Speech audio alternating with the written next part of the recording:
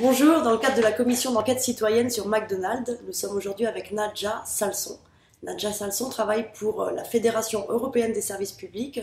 Elle est chargée de l'administration centrale de l'État et des questions de fiscalité. Bonjour, donc je représente la Fédération syndicale européenne des services publics EPSU et notre fédération représente 8 millions d'employés, d'agents publics dans les services publics, services sociaux, de la santé, collectivités territoriales, régionales et administration centrale de l'État, des entreprises de l'énergie.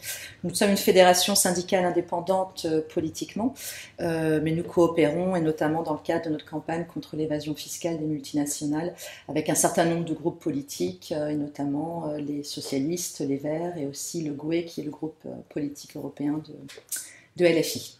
Et donc pour nous la question de justice sociale et fiscale est absolument primordiale puisque sans une fiscalité juste et progressive, il n'y a pas de financement de services publics de qualité.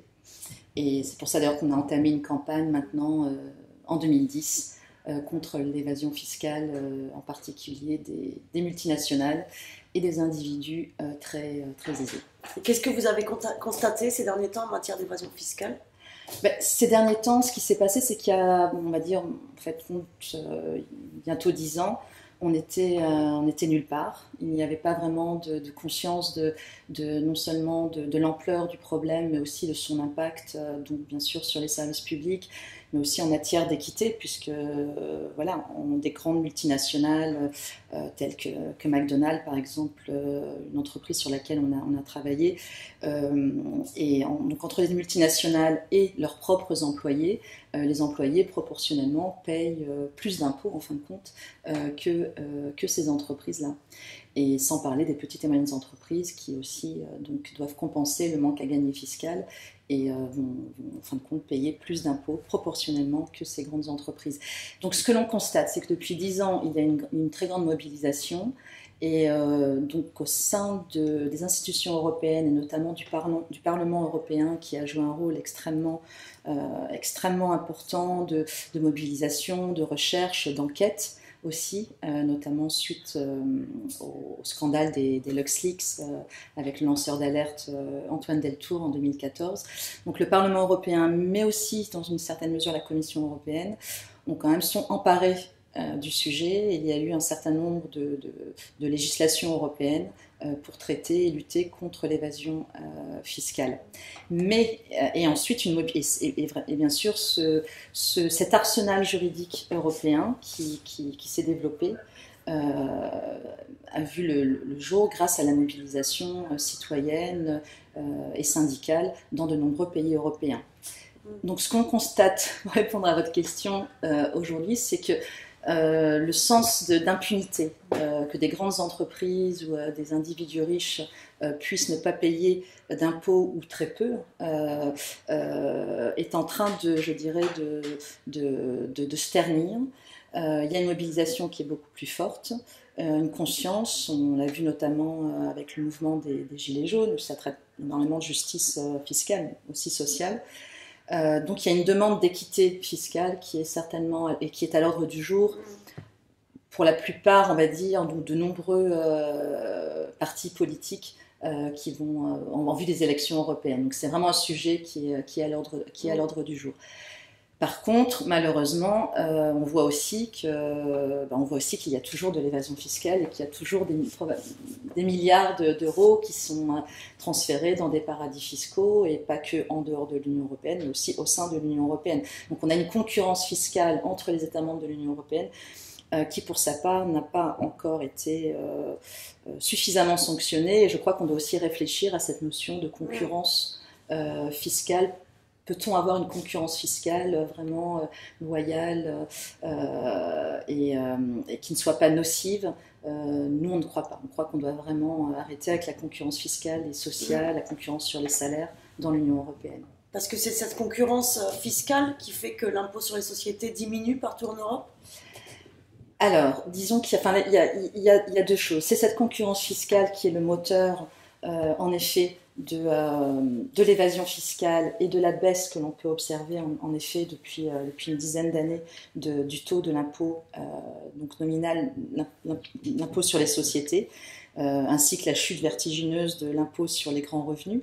Donc là, on voit vraiment qu'il y a une baisse. Et puis, alors, pour compenser ce manque à gagner fiscal, il y a une augmentation de la TVA, ce qui est proprement aussi injuste. Donc cette concurrence, en effet, favorise, en fait, légitimise aussi, d'une certaine façon, cette notion selon laquelle l'impôt sur les sociétés est nocif pour la croissance, pour les emplois, ce qui est complètement faux. D'accord. Et alors, cet argent qui échappe aux caisses de l'État, Ouais. ce sont des services publics en moins.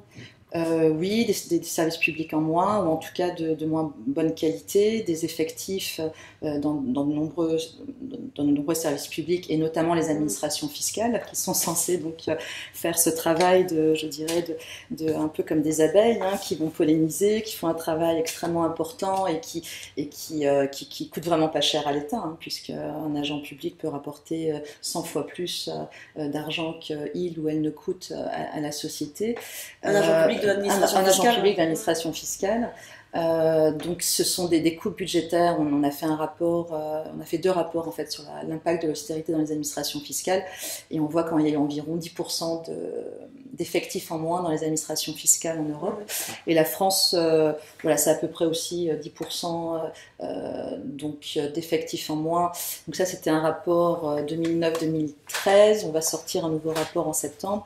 Mais selon nos affiliés français, donc les organisations syndicales, je crois que c'est environ 20% d'effectifs en moins dans l'administration fiscale française ces 20 dernières années.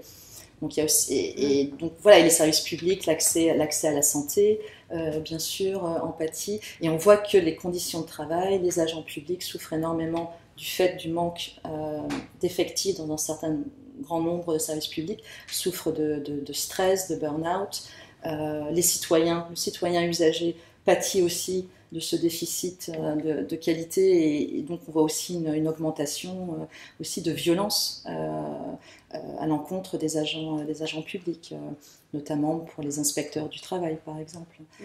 Donc il y a vraiment une atmosphère délétère. Alors c'est pas partout pareil en Europe, il y a moyen de faire autrement. Je crois que la France, malheureusement, notamment à travers cette réforme annoncée de la fonction publique, continue un peu dans cette logique de moins d'État, moins de services publics, qui ne remet pas en cause donc des mesures austéritaires qui ont impacté un grand nombre de pays de l'Union européenne. Mais on voit que d'autres pays, par contre, eux, ont choisi une autre voie en ce moment, notamment le Portugal. Le Portugal, l'Espagne aussi avait commencé à réinvestir dans les services publics, dans les administrations fiscales. Et vraiment, on voit, la Grèce, elle, a toujours du mal à s'en sortir de cette.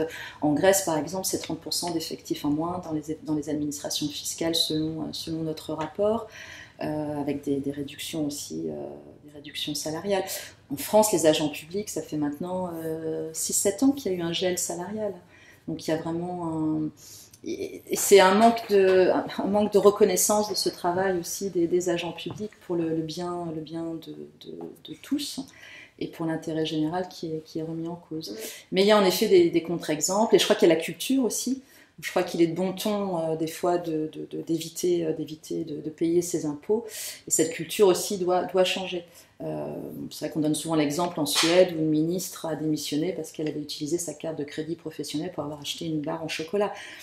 Voilà. Alors en France, on a eu pas mal de scandales aussi, et on en a un assez important en ce moment avec un politique. Mais l'affaire, on l'a nommé de Cahuzac, ministre du budget, donc chargé de la lutte contre la fraude fiscale, qui avait un compte secret en Suisse. Je crois qu'en effet, il y a 15 ans, ce serait passé. Maintenant, ça ne passe plus, ça ne doit plus passer. Et c'est encore plus fort quand les agents publics, mais aussi les travailleurs et les travailleurs de McDo sont payés au salaire minimum. Il y a et des salaires mirobolants pour des dirigeants, et des bénéfices aussi extraordinaires de certaines entreprises qui, en plus, ne payent pas leur part d'impôt. L'évasion fiscale en Europe, ça représente combien? Alors très bonne question, parce qu'on n'a à ce jour toujours pas d'estimation officielle émanant de la Commission européenne. On a des estimations concernant la fraude à la TVA. qui s'élèvent à plusieurs centaines de millions d'euros. Mais donc, ce que l'on a, ce sont des estimations de chercheurs, notamment un rapport qui a été fait en 2012 et dont on s'est emparé, un rapport qui avait été fait par Richard Murphy, un expert comptable anglais. Et donc selon ce rapport, l'estimation alors aussi de fraude fiscale et d'optimisation fiscale, donc fraude fiscale étant illégale, optimisation fiscale étant légale, sauf si on arrive à prouver le contraire, et la dette que les entreprises ou des individus doivent au fisc s'élèverait à 1000 milliards d'euros. Donc c'était les chiffres que l'on avait utilisés dans la première étape de notre campagne. Donc c'est énorme. Hein. Alors je crois que c'était environ 3 000 euros par citoyen européen. Donc 1000 milliards d'euros, c'était une estimation. Maintenant, ce chercheur a refait une autre étude où c'est un petit peu baissé. Donc on est à 900 milliards au lieu de 1000 milliards. Donc alors, pourquoi? Alors, on peut se dire, alors, donc ces chiffres, ce sont des chiffres colossaux. Il y a l'économiste Zuckman qui considère que c'est environ 40% des bénéfices des grandes multinationales qui ne seraient pas déclarés au fisc, qui seraient logés dans des paradis fiscaux, dont une majorité de paradis fiscaux au sein de l'Union européenne. Donc Luxembourg, Pays-Bas, enfin que nous, à titre syndical et de nombreuses ONG considèrent être des paradis fiscaux, donc Luxembourg, Pays-Bas, Irlande. Donc voilà, ce sont des chiffres colossaux. En Belgique, je viens de voir un rapport sur une entreprise ArcelorMittal où le manque à gagner fiscal pourrait financer environ 4000 postes de puéricultrices voilà, en Belgique. Donc, alors, on va se dire, mais alors pourquoi ça baisse pas? Parce que je viens de vous dire qu'il y a une mobilisation citoyenne, il y a eu des nouvelles législations. Alors, en même temps, les bénéfices des entreprises augmentent. Donc, en n'étant pas imposées ou pas assez imposées, même le peu qu'elles sont imposées, vu que les bénéfices augmentent, en fin de compte, dans les revenus fiscaux, alors ça va pas forcément être complètement impacté. Mais ce que ça veut dire, et ce qui est crucial, c'est qu'on peut beaucoup plus imposer les grandes multinationales bénéficiaires et des personnes extrêmement aisées. Et je crois qu'il y a tout un enjeu de l'impôt progressif, où on voit qu'en France, au lieu de s'emparer du... Alors, beaucoup de politiques s'emparent du débat, mais là, en l'occurrence, les mesures du gouvernement français viseraient plutôt à baisser l'impôt sur les sociétés.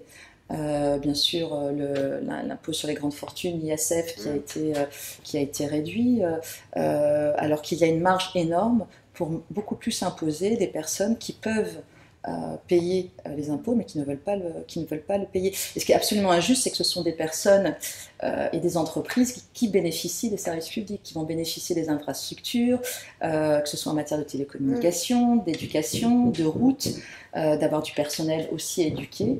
Donc d'un côté, on bénéficie des services publics, et de l'autre, on refuse de financer ces services publics-là.